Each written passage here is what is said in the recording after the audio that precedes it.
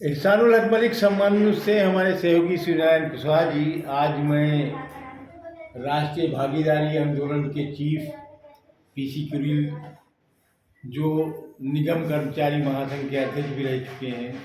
Kuril साहब, आज चाहे राज्य कर्मचारी हो, चाहे केंद्रीय कर्मचारी हो, चाहे ट्रेड यूनियन हो, ऐसा लग रहा है कि जैसे वो सब समाप्त हो चुके हैं। इनको कैसे आगे बढ़ाया जाए, इस पर आपका कोई सुझाव है? सबसे पहले बहुत बहुत सभी को धन्यवाद। आज देश में बहुत स्थिति जो खराब हुई है, तो ये मैं बताना चाह रहा हूँ कि देश में जो एक व्यवस्था है, जो एक मानव विरोधी व्यवस्था है, वो पूरे देश में हावी हो गई है। और देश में जो प्रशासन है, जो देश में संविधान को चलाने वाले, काम करने वाले, वो लोग इतना मानव के विरोध में काम कर रहे हैं कि देश में जो काम करने वाले हैं, चाहे वो सरकारी नौकरी में हो, चाहे प्राइवेटीकरण में हो, चाहे अन्य किसी कार्य रोजगार से हो, तो सभी का जो है उन्होंने काम बंद करने की कोशिश कर रहे हैं, उनको काम से अलग करने की कोशिश कर रहे हैं। तमाम विभागों को ख़त्म कर दिया।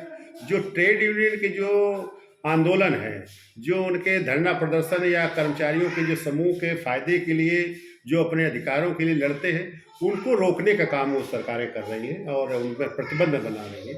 अब इधर से जो समुदाय है, कर्मचारी है, वो आपस में बट गया है, वो जातियों के आधार पर जो है काम करने लगा है।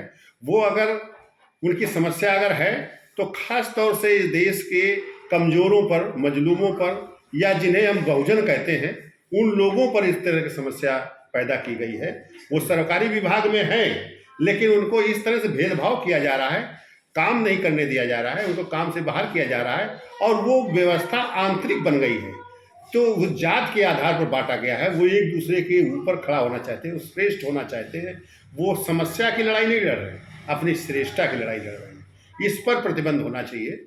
और जब तक इस समाज के लोग सबके लिए समान व्यवहार नहीं करेंगे, सब समस्या को समस्या की तरह ट्रीट नहीं करेंगे, तब तक कोई लड़ाई संघर्ष नहीं हो सकता है, कोई समस्या का समाधान नहीं हो सकता है।